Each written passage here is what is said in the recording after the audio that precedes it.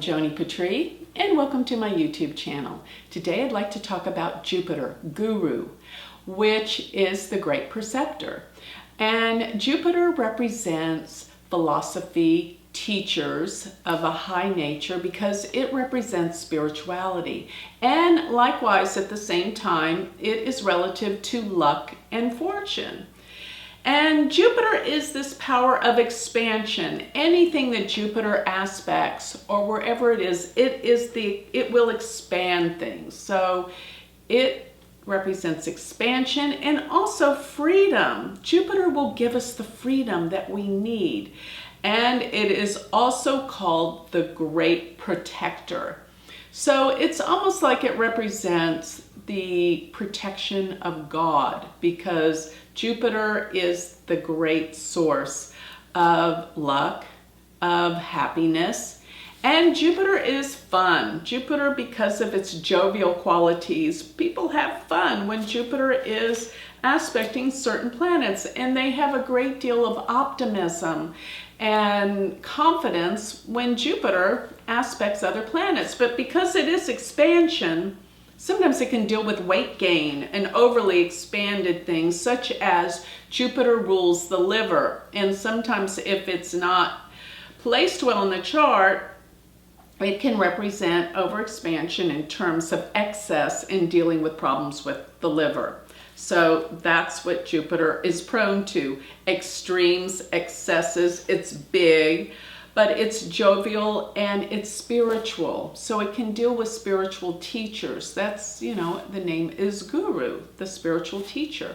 And it can sometimes have reference to the Father, because the Father in terms of being a spiritual teacher. So it rules religion. And it deals with opinions and how we believe. It also deals with higher education, because it deals with professors and teachers, philosophers, and long distance travels. So it deals with this long distance. It's big. Everything about Jupiter is big. And that's what you're going to have to remember with it.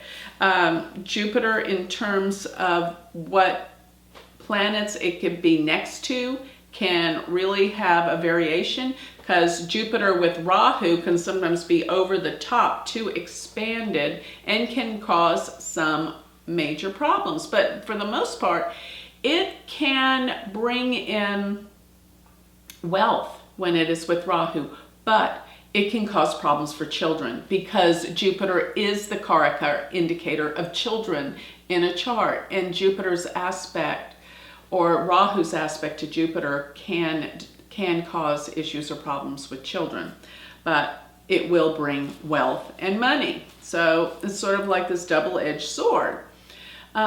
Jupiter with the Sun will be very optimistic, but too close to the Sun, it can be burnt somewhat, combust. Jupiter with Venus, remember these two planets are enemies to each other, and it causes some type of contention, although there will be some good that comes out of it. Jupiter being with Mercury, that's someone who travels a lot. They're both indicators for travel, short and long, and it will represent an optimistic type attitude in life. Jupiter's day of the week is Thursday, and its gemstone is a yellow sapphire. So to wear yellow or gold on a Thursday is how you would pay homage to Jupiter. And its sign of rulership, Jupiter rules Sagittarius and Pisces. So it rules those two signs. So if Jupiter's in those signs, it's very strong and great.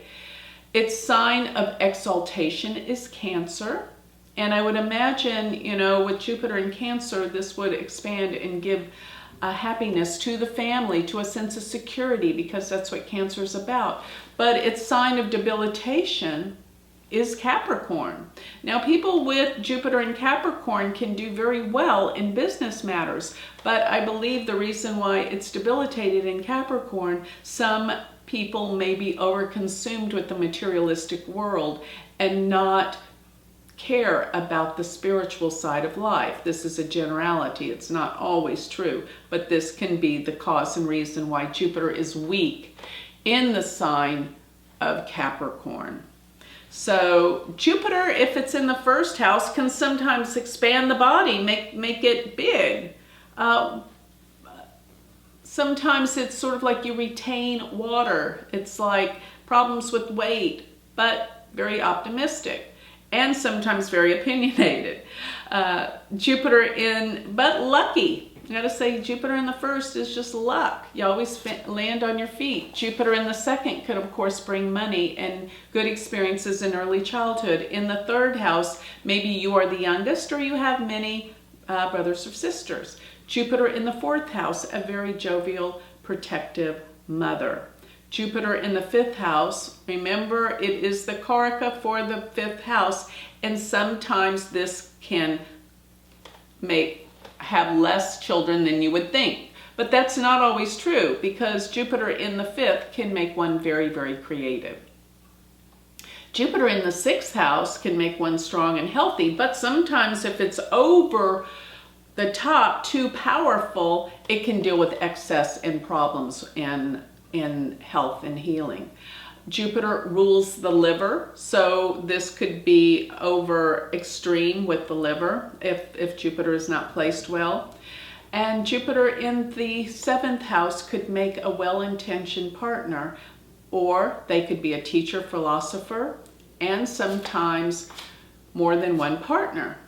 Jupiter in the eighth house can bring inheritances and wealth through other people. Jupiter in the ninth house could be a father that is spiritual, teacher, traveler. Jupiter in the 10th house can bring great opportunities in work and career and wealth through the purpose and career in life. Jupiter in the 11th, many friends and associates.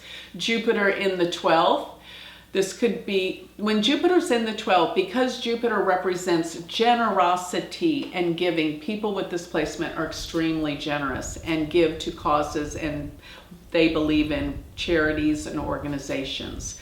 So Jupiter, the great benefic guru, I want you to always remember, deals with freedom, opportunities, fun-loving, and optimism. So if you would like more information about Vedic astrology, you can always go to my website, galacticcenter.org, or if you would like to learn Vedic astrology, go to my university, University of Vedic Astrology.com. Thank you.